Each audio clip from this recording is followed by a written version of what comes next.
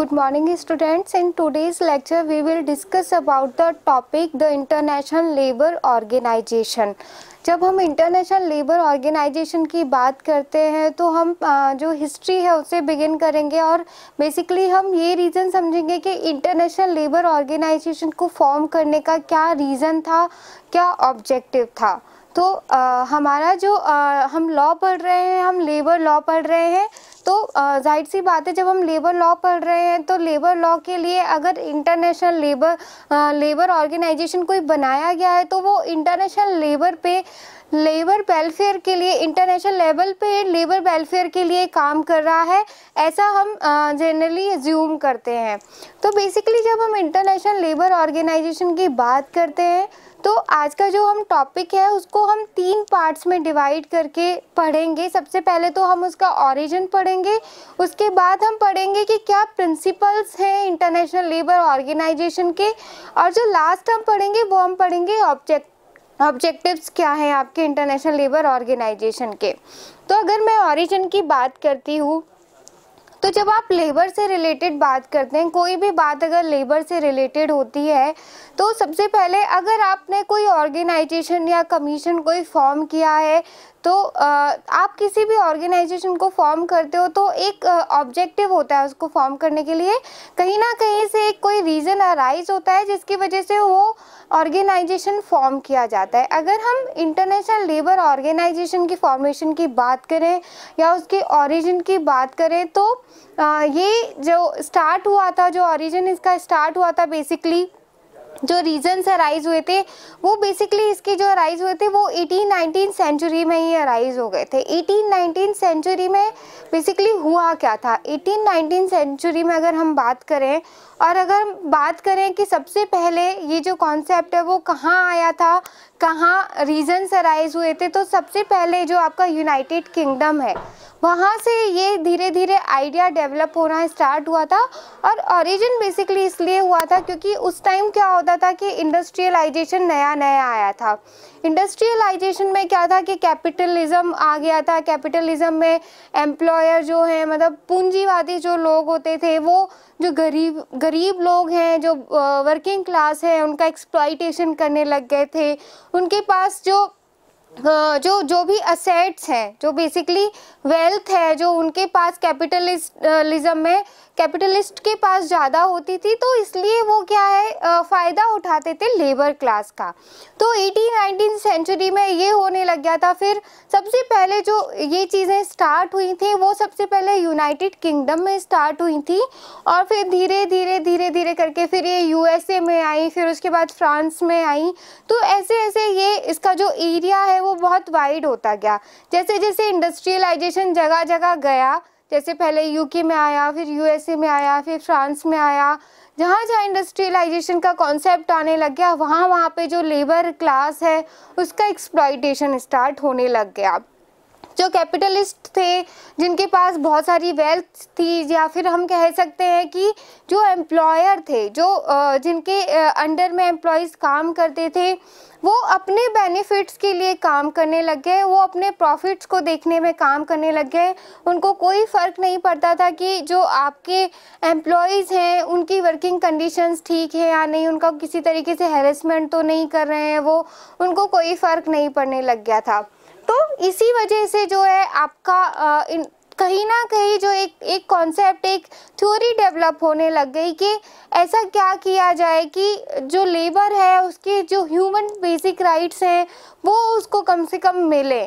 तो यहीं से कहीं ना कहीं आइडियोलॉजी डेवलप हुई।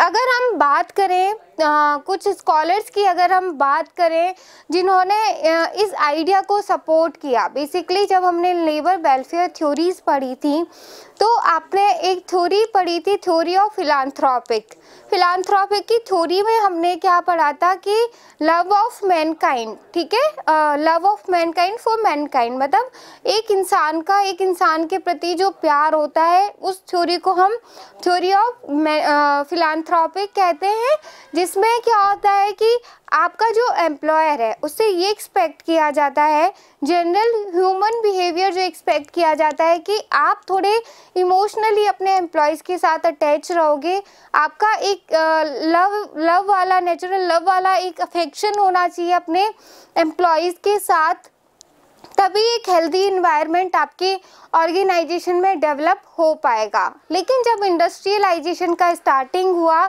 तो जो इंडस्ट्रियलाइजेशन में जो भी एम्प्लॉयर थे वो इस कॉन्सेप्ट को ही भूल गए, उनका कोई इमोशनल अटैचमेंट नहीं था, उन्हें सिर्फ मतलब पूंजीवादी, अगर हम कैपिटलिज्म को बोलते हैं हिंदी में तो उसका मतलब यही है कि लोग सिर्फ वेल्थ के लिए काम कर रहे हैं, मनी अर्निंग के लिए काम कर रहे हैं, उनको कोई भी मतलब ह्यूमन अटैचमेंट नहीं है लेबर से। स्लेवरी का कॉन्सेप्ट आने लग गया था, तो ये सब चीज़ें होने लग गई थी। तो जब 18-19 सेंचुरी में ये हुआ तो दो स्कॉलर्स उस टाइम अराइज हुए थे। सबसे पहले अगर हम बात करें तो सबसे पहले जो ये कॉन्सेप्ट आने लग गया था वो आया था एक्सप्लॉइटेशन के अगेंस्ट, जो वॉइस रेज करी थी सबसे पहले जो करी थी वो 1847 में आपके डैनियल ली ग्रैंड ने करी थी। ठीक है, डैनियल ली ग्रैंड एक स्विस एक इंडस्ट्रियलिस्ट थे। उन्होंने वॉइस रेज करी थी कि एक्सप्लॉइटेशन नहीं होना चाहिए लेबर का, उनको बेसिक ह्यूमन राइट्स मिलने चाहिए, उनकी हेल्थ की फैसिलिटीज़ मिलनी चाहिए।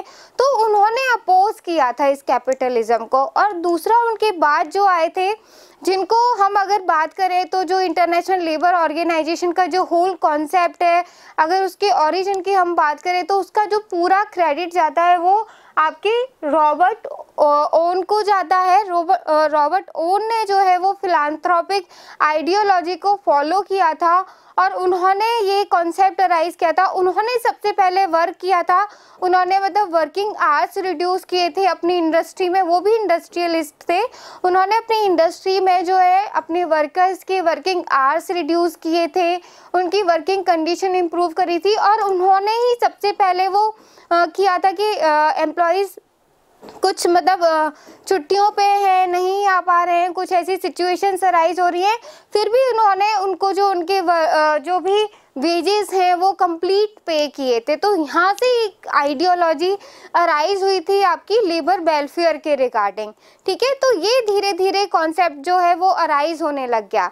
और एक चीज़ और हुई थी, मतलब इंग्लैंड में क्या होने लग गया था, फिर इंग्लैंड में जो सबसे पहले चीज़ राइज हुई थी वो हुआ था कि वर्कर्स अपने एक्सप्लॉइटेशन से परेशान थे, तो वर्कर्स ने यूनियन बनाना स्टार्ट कर दिया। वो यूनियन बनाने लग गए, वॉइस रेज करने लग गए, प्रोटेस्ट करने लग गए। तो आपको पता है मतलब उस टाइम क्या होता था कि फिर वहाँ पे कैपिटलिस्ट जो थे उन्होंने क्या किया, उन्होंने एक एंटी कॉम्बिनेशन लॉज बनाने स्टार्ट कर दिए।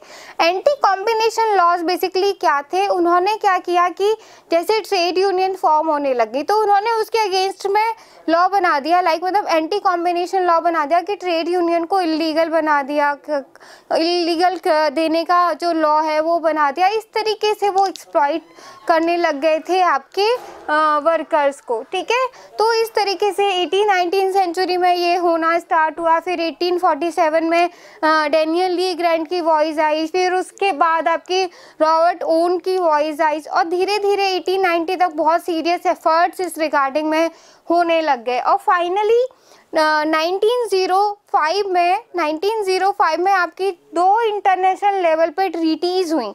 उन ट्रीटीज़ में जो वुमन वर्कर हैं उनका नाइट शिफ्ट में काम करना आपने बैन किया। ठीक है, तो 1890 से सीरियसली एफर्ट्स करे जाने लग गए थे और उसके बाद 1905 में जाके एक तो कन्वेंशन हुई और फाइनली आपकी 1919 में, ठीक है, 1990 में भी दो ट्रीटी हुई थी। सबसे पहले तो पेरिस पीस एग्रीमेंट हुआ था, जिसे हम ट्रीटी ऑफ वर्सेलिस भी कहते हैं। ट्रीटी ऑफ वर्सेलिस इसलिए कहते हैं क्योंकि जो प्लेस जहाँ पे ये ट्रीटी हुई थी उसका नाम वर्सेलिस है। ठीक है, वो फ्रांस में है।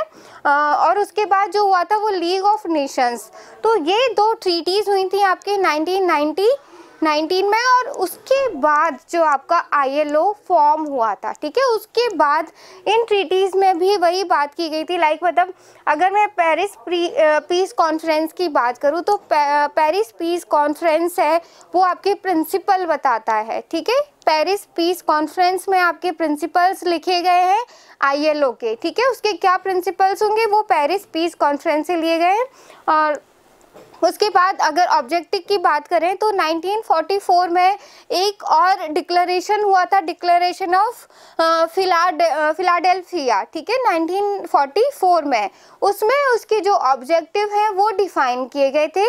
तो ये पूरा ILO का जो कॉन्सेप्ट है वो डिफरेंट ट्रीटीज और डिफरेंट जो डिक्लेरेशंस हैं उनसे अराइज हो रहा है।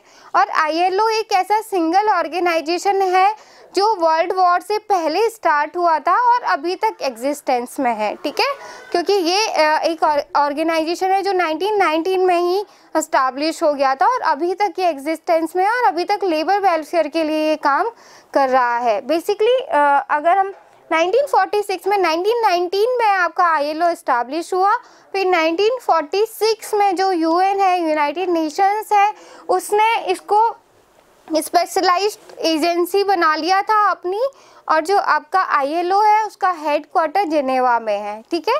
तो ये आपकी ओरिजिन की बात हो जाती है। और अगर मैं बात करूँ रीजंस की तो बेसिकली ILO का जो ओरिजिन है वो क्यों होता है, वो सोशल सिक्योरिटी प्रोवाइड कराने के लिए होता है। आपके जो भी एम्प्लॉयज़ काम कर रहे हैं आपके ऑर्गेनाइजेशन में उनको, ठीक है, उनकी बेसिक ह्यूमन राइट्स की रिगार्डिंग में अगर हम बात करें तो बेसिक ह्यूमन राइट्स उनको मिलते रहने चाहिए। इसके लिए आपका जो ILO है वो वर्क करता है। और दूसरा, एक इंटरनेशनल लेवल पे एक ऑर्गेनाइजेशन इस्टेब्लिश करने की ज़रूरत क्यों पड़ी, वो इसलिए पड़ी क्योंकि क्या होता है कि डिफरेंट कंट्रीज़ हैं, कोई एक रूल को फॉलो करती है, कोई एक नहीं करती है। तो मान लो अगर लेबर से रिगार्डिंग कोई भी एक रूल है वो एक कंट्री फॉलो कर रही है, दूसरा नहीं कर रही है, तो वो क्या है, थोड़ा डिफरेंट हो जाता है और जो दूसरी कंट्री है उसके गोल्स को अचीव करने में एक ऑब्स्टैकल हो जाता है। तो इसी वजह से हमने एक इंटरनेशनल लेवल पे एक ऑर्गेनाइजेशन बनाया जिसके जो भी मेंबर्स हैं वो इसके जितने भी रूल्स एंड रेगुलेशंस है, इसमें जितने भी कन्वेंशन होंगे वो सब रूल्स एंड रेगुलेशन उनको अडॉप्ट करने पड़ते हैं, उनको फॉलो करने पड़ते हैं।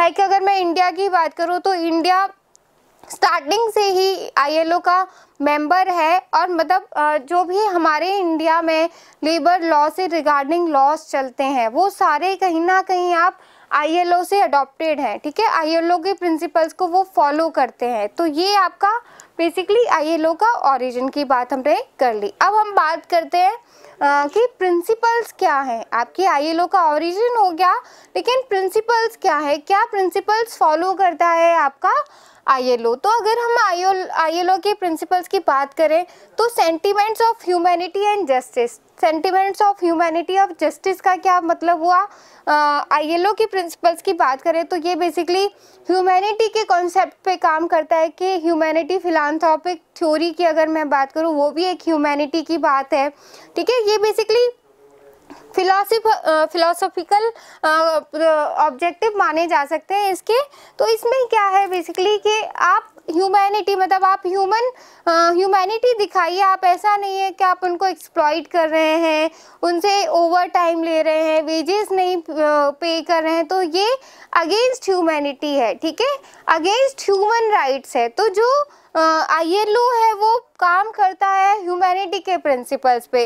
दूसरा, जस्टिस के प्रिंसिपल पे, आपको सोशल जस्टिस मिलना चाहिए, ठीक है, आप मतलब लेबर क्लास हैं तो आपको इक्वल रिस्पेक्ट मिलनी चाहिए, इक्वालिटी होनी चाहिए, डिस्क्रिमिनेशन नहीं होना चाहिए, आपके जो फंडामेंटल राइट्स हैं, आपकी बेसिक नीड्स हैं वो कंप्लीट होनी चाहिए।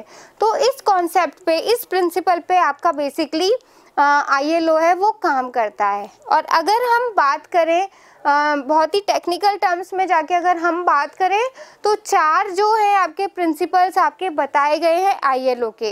ये जो 4 प्रिंसिपल्स हम अभी बात करेंगे, ये चारों प्रिंसिपल्स जो हैं आपके वो जो आपकी ट्रीटी ऑफ वर्सेलिस है, मतलब पेरिस पीस कॉन्फ्रेंस जो हुआ था उससे लिए गए। ये 4 प्रिंसिपल्स क्या हैं, सबसे पहला प्रिंसिपल है labour is not a commodity. ठीक है, लेबर एक कमोडिटी नहीं है, एक चीज़ नहीं है जिसको आप अपनी मर्जी के अकॉर्डिंगली यूज़ करेंगे। वो ह्यूमन बीइंग है, उसके खुद के कुछ राइट्स हैं, उसकी खुद की कुछ नीड्स हैं, तो आप उसको एक कमोडिटी की तरह यूज़ नहीं करेंगे।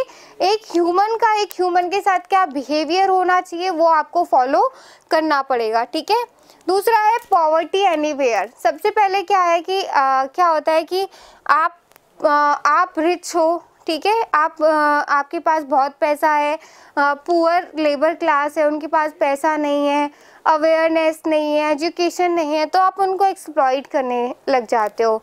तो पॉवर्टी को रिड्यूस करना बेसिकली, अगर वो पुअर हैं भी तो उनकी उस सिचुएशन को इम्प्रूव करना, इस प्रिंसिपल पे आपका ILO काम करता है। तीसरा freedom of expression and association.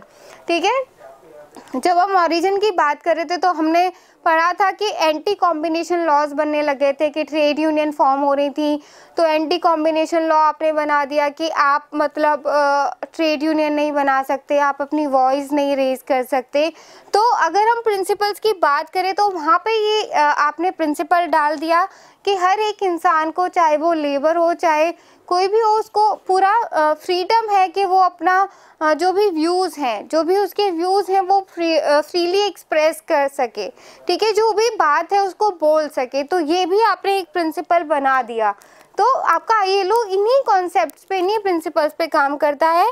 और जो लास्ट आपका प्रिंसिपल है वो है जॉइंट वॉर अगेंस्ट वांट। ठीक है, हंगर। ठीक है, आप पुअर हो, हंगरी हो, आपके मतलब आपकी बेसिक नीड्स भी कंप्लीट नहीं हो रही हैं, तो ये सबका वॉर है, मतलब हंगर के अगेंस्ट में सबका वॉर है। ऐसा नहीं है कि जो पुअर है उन्हीं की खुद की लड़ाई है अपने राइट्स के लिए। वो पुअर है तो हम सबको मिलके एक काम करना चाहिए उनकी कंडीशन को इम्प्रूव करने के लिए। तो ये एक जॉइंट वॉर है उनकी कंडीशन को इम्प्रूव करने के लिए, उनको पूरे मतलब हेल्थ, उनको सेफ्टी, उनकी वेलफेयर की फैसिलिटीज़ प्रोवाइड कराने के लिए। तो ये आपके जो 4 प्रिंसिपल्स हैं वो जो है पेरिस पीस कॉन्फ्रेंस से लिए गए हैं, और इन्हीं 4 प्रिंसिपल्स पे आपका पूरा ILO काम करता है। अब अगर हम बात करें, ये तो फिलोसफिकल बातें हो गई, ठीक है, कि ऐसा होगा तो ऐसा होगा। अगर हम फंक्शनल बातें करें तो जो फंक्शनल बातें हैं उनको हम ऑब्जेक्टिव की कैटेगरी में डाल देते हैं। ठीक है, जो फंक्शनल मतलब जो रियलिटी में मतलब होती रहती हैं और जो करते रहते हैं, हर ऑर्गेनाइजेशन में चलता रहता है, फंक्शनल है। ठीक है, ये फिलोसफिकल है कि ठीक है कि कमोडिटी नहीं मानोगे आप, या फिर पॉवर्टी के अगेंस्ट में करोगे, फ्रीडम ऑफ एक्सप्रेशन, और फिर वही कि war, joint war against want, ये सारी फिलोसफिकल बातें हैं। अगर हम फंक्शनल बातों की बात करें तो वो जो है वो आपके ऑब्जेक्टिव की कैटेगरी में डाले जाते हैं ILO के बेसिकली जो ऑब्जेक्टिव हैं वो 10 ऑब्जेक्टिव हैं। ठीक है, 10 के 10 ऑब्जेक्टिव जो आपने अडॉप्ट किए हैं वो डिक्लेरेशन ऑफ फिलाडेल्फिया के जो डिक्लेरेशन हुआ था 1944 में, उससे लिए हैं। ठीक है, वो जो डिक्लेरेशन हुआ था वो बेसिकली वर्ल्ड वॉर के बाद हुआ था। उसमें वर्ल्ड वॉर के बाद सिचुएशंस को इम्प्रूव करने के लिए डिक्लेरेशन हुआ था। उसी में ये ऑब्जेक्टिव्स बताए गए थे लेबर की सिचुएशंस को इम्प्रूव करने के लिए। ठीक है, उन्हीं प्रिंसिपल्स की हम बात करेंगे। टोटल 10 ऑब्जेक्टिव हैं, लेकिन जो अगर हम बात करें तो इम्पॉर्टेंट आपके सिर्फ 4 ऑब्जेक्टिव हैं जो हमें बेसिकली समझने की ज़रूरत है कि वो क्या कहते हैं, लेकिन हम डिस्कस पूरे 10 के 10 करेंगे। तो सबसे पहला अगर आपका ऑब्जेक्टिव मैं बात करूँ जो काफ़ी इम्पॉर्टेंट है, वो है full employment and standard of living. ठीक है, आप अनएम्प्लॉयमेंट रिड्यूस करने के लिए काम करेंगे। आप एम्प्लॉयर हैं, आपके पास मनी है, कैपिटलिस्ट हैं आप, तो आप पूरा एम्प्लॉयमेंट मतलब जितना एम्प्लॉयमेंट लोगों को प्रोवाइड करा सकते हो उतना प्रोवाइड कराना चाहिए। ठीक है, अगर मैं ILO की बात करूं, अगर हम इसकी बात करें फुल एम्प्लॉयमेंट की, तो मैं आपको एक बात बता देती हूँ। ILO जो है वो ट्राई पार्टी एग्रीमेंट होता है जिसमें 3 पार्टीज़ होती हैं। 3 पार्टीज़, अगर ट्राई पार्टी एग्रीमेंट है तो 3 पार्टीज़ होंगी। और वो 3 पार्टीज़ क्या होती हैं? सबसे पहले आपकी गवर्नमेंट होती है, उसके बाद आपका एम्प्लॉयर होता है, और उसके बाद आपका जो वर्कर होता है। तो गवर्नमेंट भी इक्वली काम करती है, एम्प्लॉयर भी काम करता है और वर्कर्स के लिए काम किया जाता है। तो ये तीन पार्टीज के बीच में एग्रीमेंट है, ठीक है। तो जब हम फुल एम्प्लॉयमेंट की बात कर रहे हैं और स्टैंडर्ड ऑफ लिविंग को इम्प्रूव करने की बात कर रहे हैं, तो उसमें गवर्नमेंट का भी इतना ही कंट्रीब्यूशन होगा और एम्प्लॉयर को भी काम करना चाहिए कि वो अपने एम्प्लॉय की स्टैंडर्ड ऑफ लिविंग, मतलब उनकी लिविंग को बढ़ा सके। जैसे जैसे मतलब हम बात करते हैं, जैसे अगर आपने कभी सुना हो तो डियरनेस अलाउंसेस मिलते हैं आपके गवर्नमेंट सेक्टर में, बेसिकली मिलते हैं। डियरनेस अलाउंसेस क्या होते हैं? महंगाई भत्ता होता है। जैसे जैसे मतलब लिविंग कॉस्ट लोगों की बढ़ती जा रही है, उस हिसाब से उनके अलाउंसेस बढ़ते जाते हैं। तो आप उनकी स्टैंडर्ड ऑफ लिविंग को इम्प्रूव कर रहे हो और जितना वो काम कर रहे हैं उतना उनको मिनिमम वेजेस आप दे रहे हो। तो इस तरीके से ये एक ऑब्जेक्टिव है जो आपका माना जाता है ILO का ऑब्जेक्टिव, ठीक है। उसके बाद आपका आता है स्किल एंड कॉमन वेलबींग, ठीक है। हम वेलफेयर पॉलिसीज पढ़ चुके हैं, तो उसमें यही है कि आप अपने एम्प्लॉयज़ की स्किल को इम्प्रूव करने के लिए काम करेंगे। फिर उसके बाद जो नेक्स्ट है वो है ट्रेनिंग।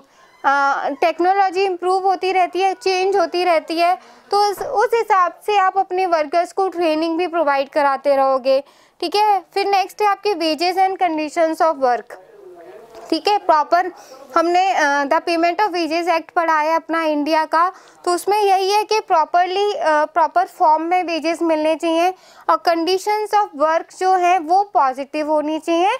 वो ऐसा नहीं होना चाहिए, वो मतलब ऐसा नहीं होना चाहिए कि वो सूटेबल ही नहीं है, सूटेबल कंडीशंस होनी चाहिए वर्क करने के लिए। अब उसके बाद जो नेक्स्ट आता है वो कलेक्टिव बार्गेनिंग आता है। ये भी बहुत इंपॉर्टेंट है।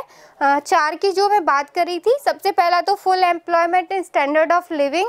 जो सेकंड मोस्ट इंपॉर्टेंट है वो आपका कलेक्टिव बार्गेनिंग है। कलेक्टिव बार्गेनिंग का बेसिकली क्या मतलब होता है कि यहाँ पे क्या होता है, वेजेस जो डिसाइड होते हैं, मिनिमम वेजेस जो डिसाइड होते हैं आपके एम्प्लॉयज़ के, वो बेसिकली इस मेथड से डिसाइड होते हैं। यहाँ पे क्या होता है कि सबको इक्वली मिलना चाहिए, मतलब बहुत ज़्यादा डिफरेंस नहीं होना चाहिए, क्योंकि बहुत ज़्यादा अगर वेजेस में डिफरेंस होगा तो वो अगेंस्ट ह्यूमन राइट्स है, ठीक है।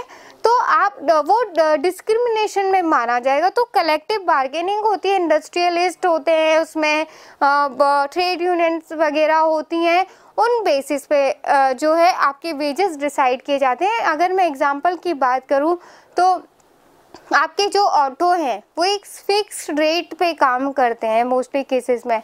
अगर आप जा रहे हो वहाँ पे 10 ऑटो वाले खड़े हैं तो वो 10 के 10 आपको 100 रुपये ही बताएंगे, तो उनका वो फिक्स्ड है, वो मिनिमम वेजेस उनके डिसाइड हो चुके हैं। कई बार वो मतलब 10-20 रुपये कम कर लेते हैं, बट बहुत ज़्यादा डिफरेंस नहीं होता है, ठीक है। उसके बाद जो नेक्स्ट आपका थर्ड इम्पॉर्टेंट पॉइंट है वो है सोशल सिक्योरिटी मेजर्स। मतलब सोशल सिक्योरिटी मतलब सोसाइटी में एक रेपुटेशन बननी चाहिए, उनका एक्सप्लॉयटेशन नहीं होना चाहिए, एक सोशल वेलबींग होती है, एक मतलब ये सब चीज़ें आपको सिक्योर करनी पड़ेंगी आपके एम्प्लॉय की। उसकी फैमिली कंडीशंस को इम्प्रूव करने के लिए काम करना चाहिए, ठीक है।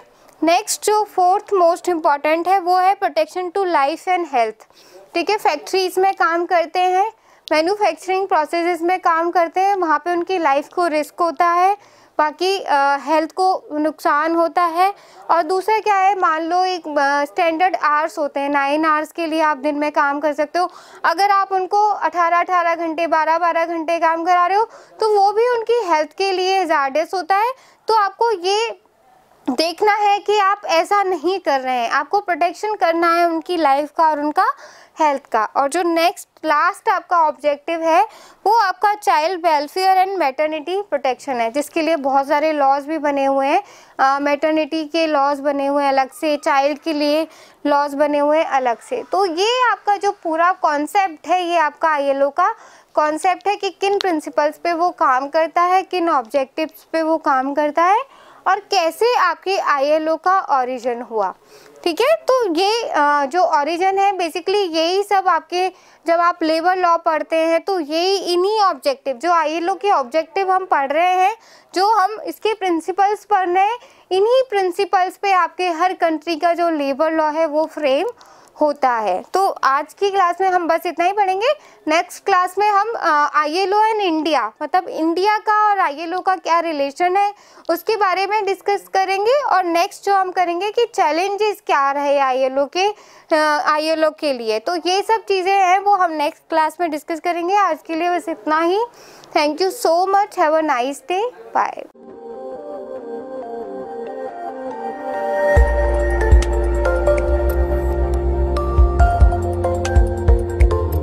at St. Wilfrid College of Law, Sector 10, Meera Marg, Madhyam Marg, Jaipur, Rajasthan.